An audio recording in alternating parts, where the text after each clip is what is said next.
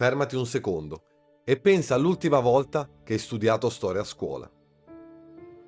Ti hanno detto chi ha vinto, chi erano i buoni e chi erano i cattivi, ma nessuno ti ha mai spiegato chi ha scritto quel libro. Perché la storia non è un documento neutro, è sempre una scelta su cosa ricordare e su cosa far sparire. Il governo mondiale di One Piece ha cancellato 100 anni di storia.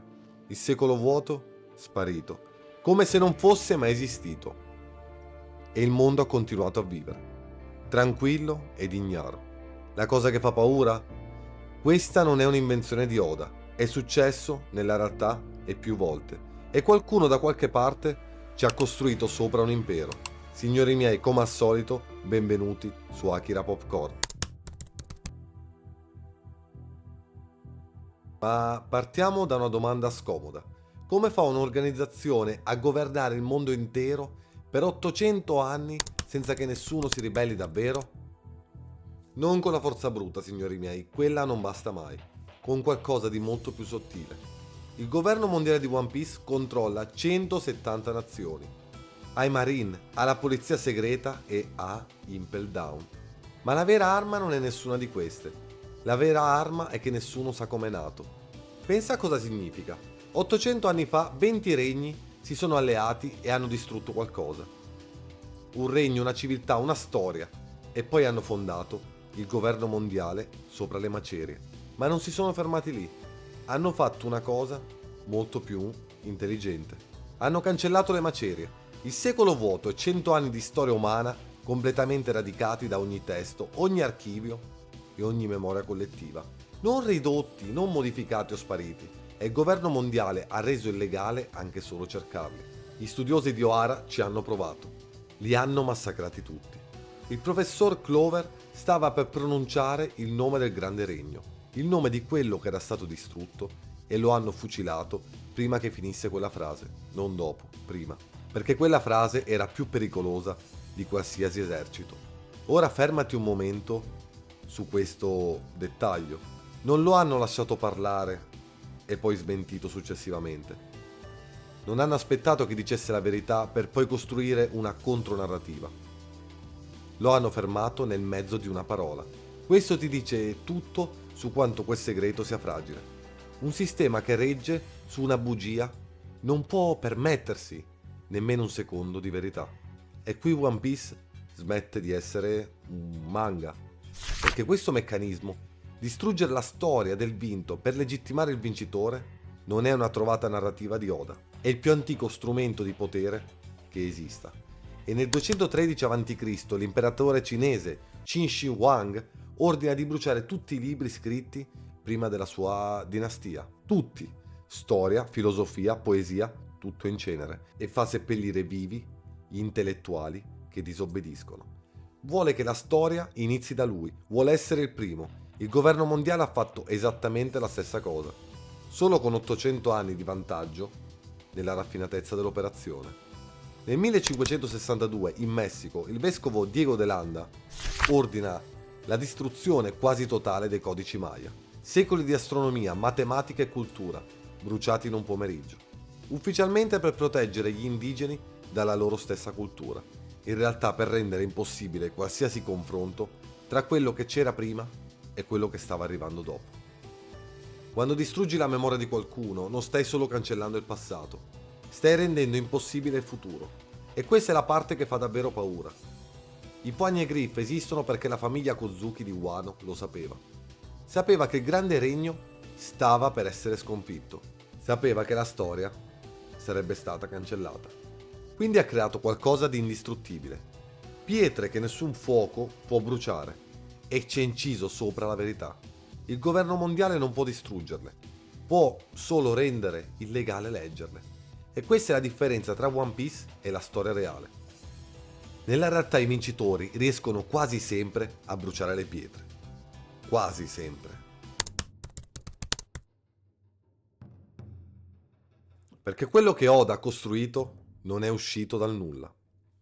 È uscito da qualcosa che esiste, che ha un nome e che funziona da millenni.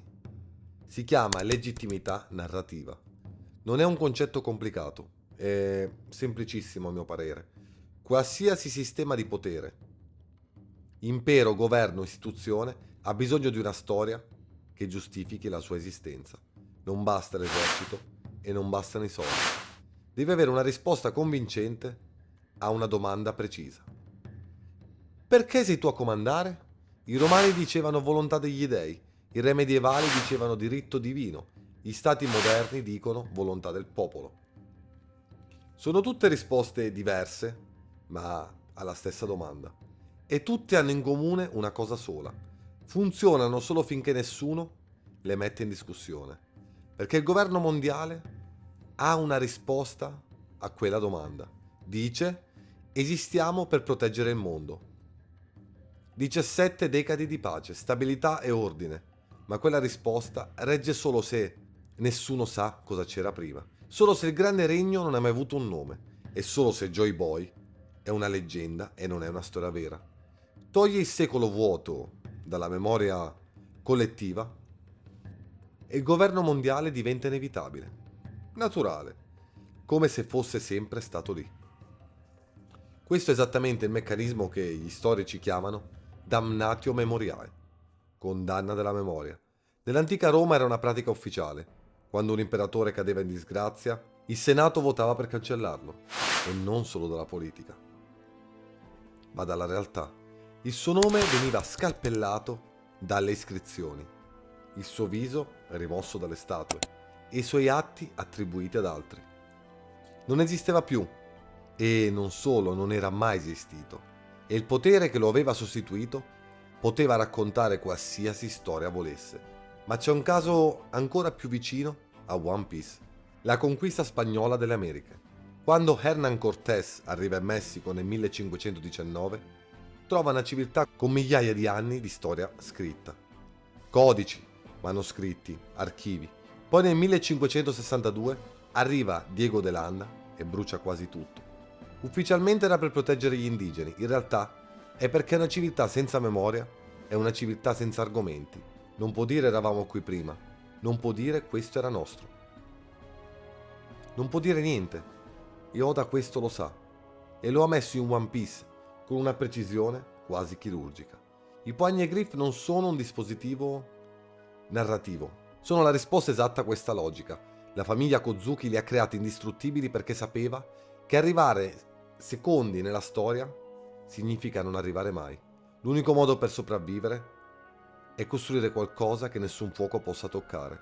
Nella realtà non ci sono Poneglyph, ci sono archeologi, storici e giornalisti. Persone che cercano nelle pietre quello che il potere ha cercato di cancellare e vengono trattati esattamente come gli studiosi di Ohara. Se il meccanismo è così semplice, se cancellare la storia è uno strumento così antico e documentato, perché funziona ancora? Perché il mondo di One Piece dopo 800 anni non si è ancora ribellato? La risposta non è la forza militare. I Marines esistono, certo. Pure Impel Down esiste, ma non puoi tenere 170 nazioni sotto controllo solo con la paura. La risposta vera è molto più fredda. La gente non si ribella a quello che non sa di aver perso. Pensa come funziona il governo mondiale nella vita quotidiana dei personaggi. Non come oppressore invisibile, ma come sfondo, quasi come aria, quasi invisibile. Qualcosa che c'è sempre stato e che quindi sembra naturale che ci sia per sempre. Nessuno nel mondo di One Piece si sveglia la mattina pensando al secolo vuoto. Nessuno sente la mancanza di qualcosa che non ha mai conosciuto. Questo è il colpo di genio di Oda, e non è suo, lo ha preso dalla realtà. Gli scienziati cognitivi chiamano questo effetto baseline shift, scusate sempre la pronuncia, in italiano spostamento della linea di base. Funziona così. Ogni generazione eredita un mondo, quel mondo diventa il normale, non il risultato di scelte, guerre oppure sopraffazioni. Il normale.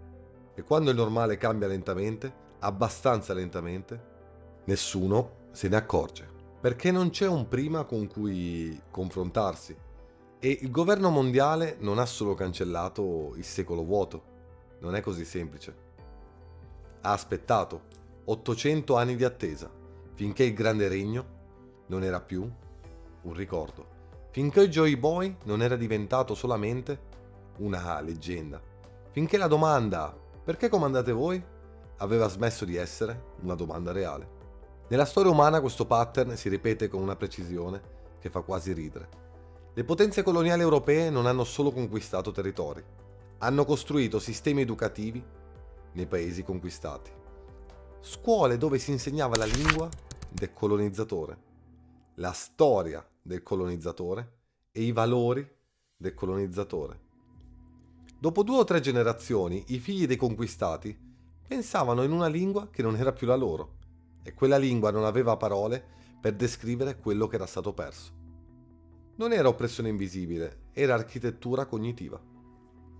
Imu non governa il mondo con un esercito, lo governa con 800 anni di architettura cognitiva. Cercate di cogliere la congiunzione.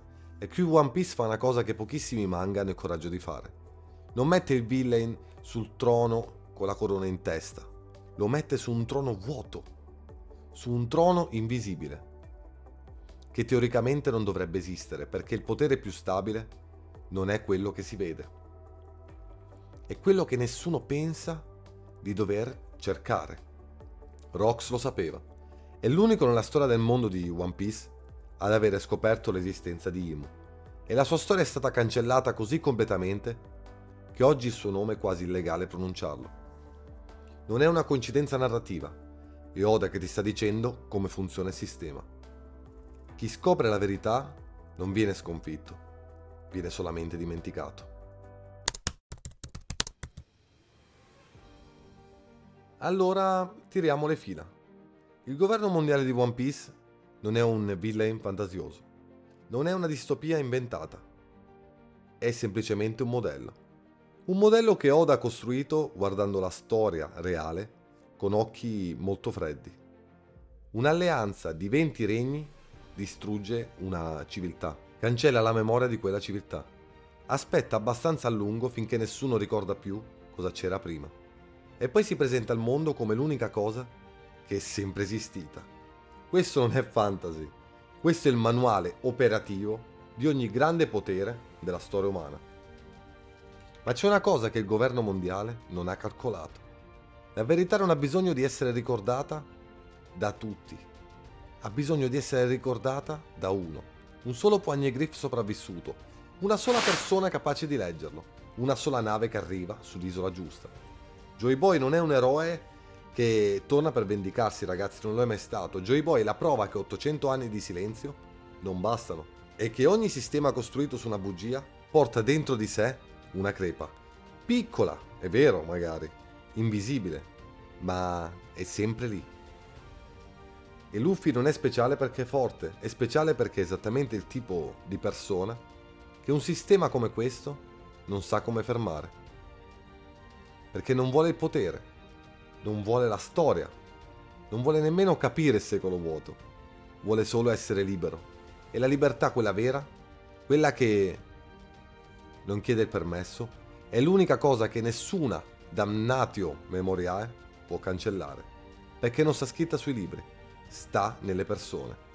Il governo mondiale può bruciare tutto, ma non può bruciare quello. E forse è per questo che Imu, dopo 800 anni sul trono vuoto, guarda ancora il poster di Luffy. Non con odio, con paura. E ragazzi, grazie di essere stati qui in mia compagnia. Questo era il video su One Piece e sul governo mondiale. Vi ricordo di lasciare un like e iscrivervi al canale. La maggior parte delle persone che guarda il mio video non è iscritta. Se lo fate mi fate un grande favore e grazie a tutti, alla prossima. Ciao da Akira Popcorn.